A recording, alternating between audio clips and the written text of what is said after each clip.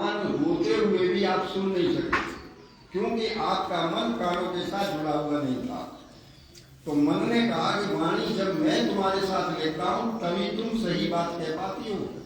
अगर मैं तुम्हारे साथ न लगूं तब तुम व्याख्या नहीं कर पाओगी, मंत्रों का उच्चारण नहीं कर पाओगे। वाणी ने इन तर्कों को सुनकर के भी ये कहा कि मैं अपने को बड़ा मानती हूँ, आपको नहीं मानता, चलो प्रजापति के पास चलते। तो दोनों प्रजापति के पास पहुंचे। प्रजापति के पास जाकर के मन ने एक और तर्क दिया। वो तर्क आपको ध्यान रखने लायक है, याद रखने लायक है। मन ने कहा, प्रजापति महोदय ये बात ठीक है कि ये वाणी ईश्वर की व्याख्या करती है, मंत्रों का उच्चारण करती है, लेकिन शब्द जो है वो आकाश का गुण है। शब्द आकाश का गुण है, आकाश को पार नहीं कर सकता, क्योंकि ये शब्द आकाश का गुण है, आकाश को पार नहीं कर सकता। लेकिन मन ने कहा कि मेरी क्या स्थिति है कि मनुष्य जब मुझे एकाग्र करता है और एकाग्र करके ध्यानावस्था में आता है, और ध्यानावस्था से जब मैं समाधि अवस्था में मनुष्य को पहुंचाता हूं, तो वह मनुष्य आकाश से भी सूक्ष्म आत्मा है और आत्मा से भी सूक्ष्म परमात्मा है। मैं इस व्यक्ति को परमात्मा से मिला देता। तो मन ने कहा कि मैं बड़ा हूं, क्योंकि वाणी के शब्द तो आकाश से पार कर नहीं सकते। तो वाणी परमात्मा को नहीं मिला सकती है, व्याख्या कर सकती है, लेकिन मन परमात्मा से मिलाने का काम करता है, क्योंकि मन को एकाग्र करके ही तो आप ध्यान अवस्था में पहुंचेंगे, और ध्यान अवस्था से ही अगली अवस्था समाधि अवस्था है। तो समाधि अवस्था में साक्षात्कार कराने वाला कौन है? आपका मन है, जो अंतःकरण के अंदर है। तो प्रजापति ने फैसला किया। प्रजापति ने कहा, वाणी देखो, नम्रता के साथ ऐसा है, मन को ही बड़ा मान लो और तुम अपने को जरा मन से हल्का मान लो। तो वाणी नाराज हो गई, और नाराज होकर के वाणी ने कहा कि प्रजापति महोदय अब ध्यान करना, जब जब भी आपकी आहुति आएगी तो मैं नहीं बोला करूंगी, ये मन ही आपकी आहुति बोला करेगा। तो तब से जो है ये वाणी नाराज चल रही है, और वाणी कहती है कि मैं थोड़ा सा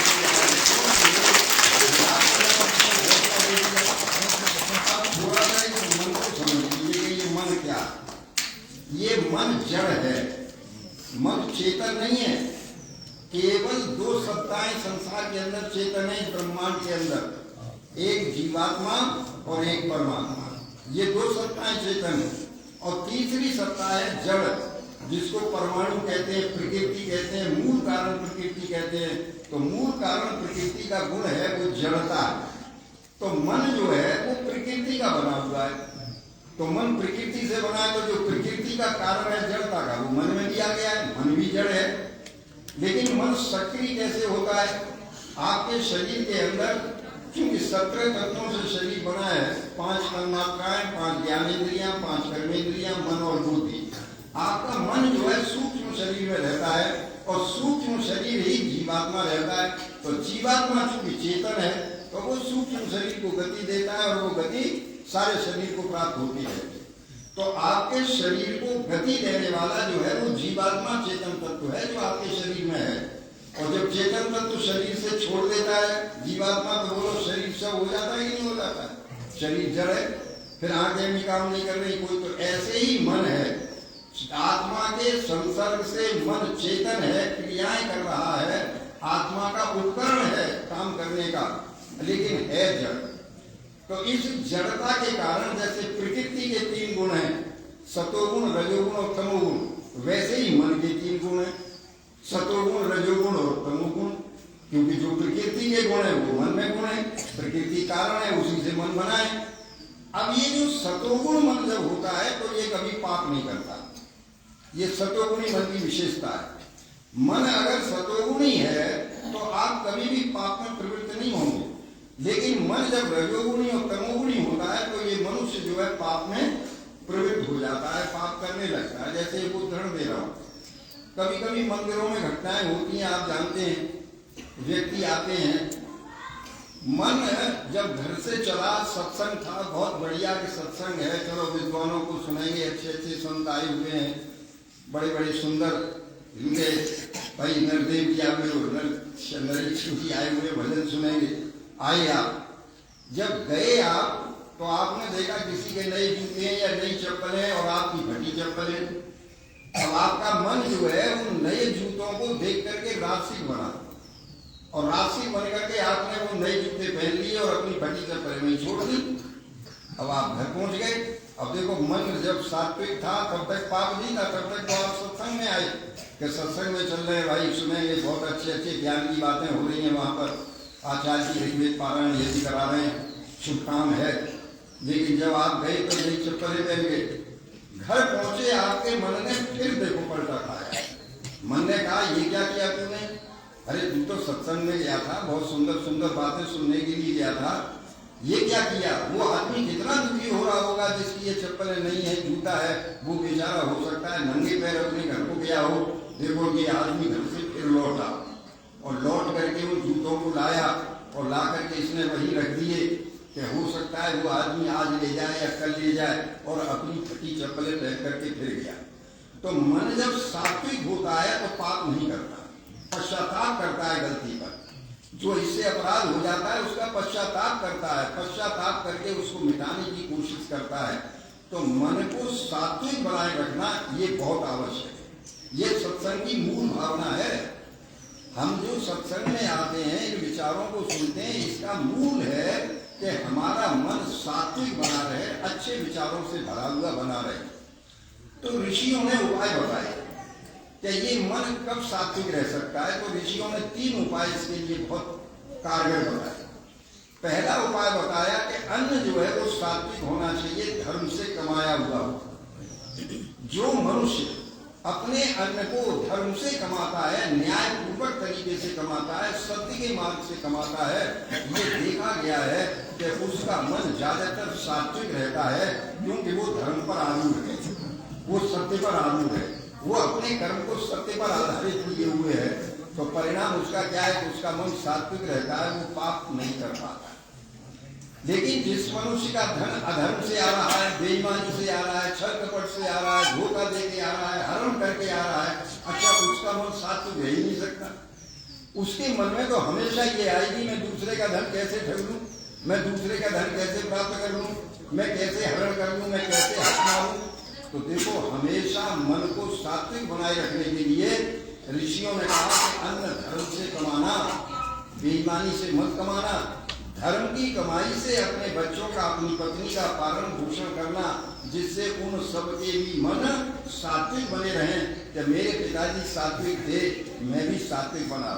एक उपाय। एक दूसरा उपाय ऋषियों ने बताया कि सेवा, सत्संग और स्वाध्याय। स्वाध्याय जो है वो भी मन को पवित्र करता है।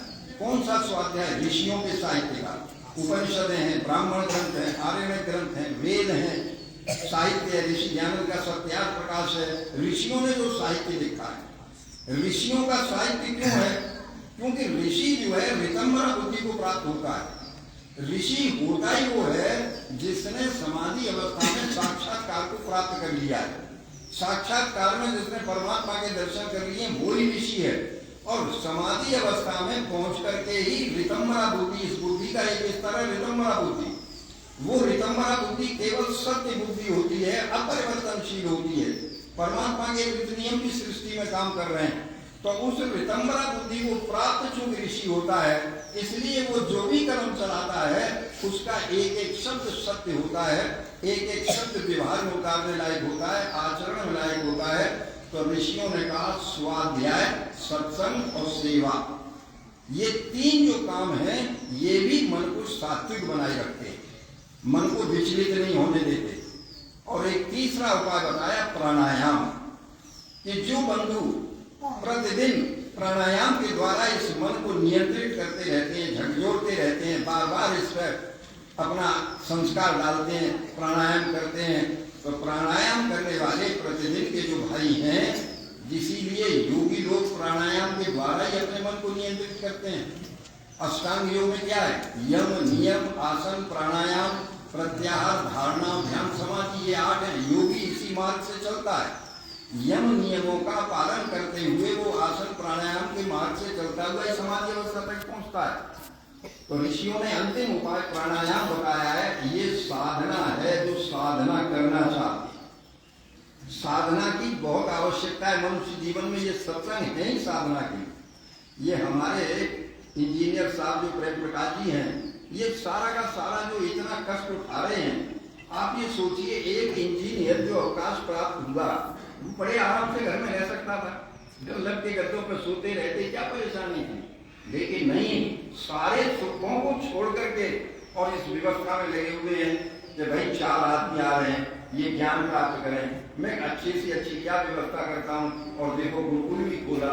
ये गुरुकुल भी इसलिए खोला है कि ये बच्चे जो आज बता रहे हैं, 7 बच्चे हैं शायद गुरुकुल में इस समय, ये गुरुकुल भी खोलने का क्या लक्ष्य है? व्यक्तियों का निर्माण करना। तो ऋषियों ने कहा प्राणायाम जो है वो भी मन को नियंत्रित करता है। बस एक घटना सुना के बात को समाप्त करता हूँ, क्योंकि समय अनुमति नहीं देता है। महात्मा हंसराज जी डीएवी कॉलेज लाहौर के जो प्रधानाचार्य थे, मनो ये आश्रम है मोहन आश्रम हरिद्वार के ऊपर, जहाँ ऋषि दयानंद ने पाखंड खंडिनी पताका फहराई थी, उस आश्रम में ठहरे हुए थे। पास में एक कमरा था, वानप्रस्थी महीनों से रह रहे थे, वहां साधना कर रहे थे वानप्रस्थी। एक दिन वानप्रस्थी रोते हुए प्रातःकाल आए, महात्मा हंसराज जी के सामने कहा, महात्मा जी मेरी तो सारी साधना ईश्वर हो। रोने लगे फूट फूट करके।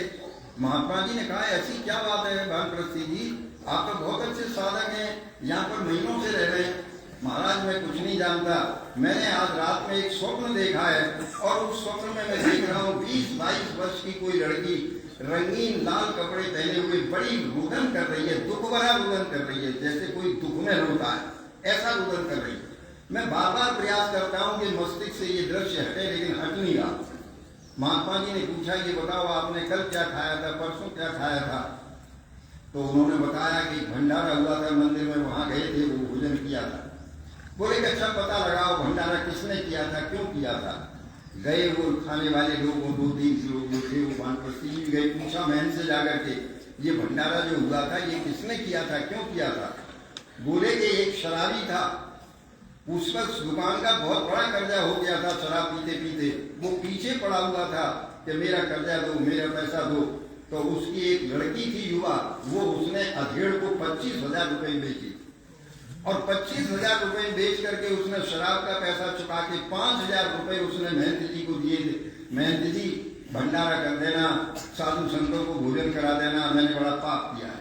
इन साधु संतों को भी देखो, ये धर्म अधर्म का अन्न खिला करके कभी इनकी बुद्धि और बिगाड़ देते हैं, कभी ये भंडारे वगैरह जितने हो रहे हैं, आप ये मान करके चलिए कि आवश्यक नहीं है कि ये पवित्र अन्न के ही भंडारे हो। पता नहीं कौन सा क्यों भंडारा कर रहा है, क्या लक्ष्य है उसका, वो जाने।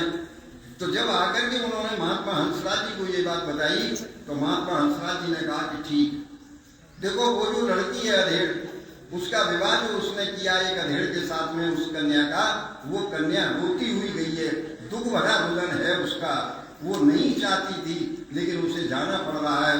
जब तक ये दूषित अन्न का प्रभाव तुम्हारे रक्त में रहेगा, तब तक ये दृश्य तुम्हारे मानस पटल पे आता रहेगा, और जिस दिन इस दूषित अन्न का प्रभाव तुम्हारे मन से हट जाएगा, उसी दिन ये दृश्य भी तुम्हारे मन से हट जाएगा। बंधुओं, समय बिल्कुल इजाजत नहीं देता, 1 मिनट ज्यादा ही हो गया है, मैं क्षमा प्रार्थी हूँ।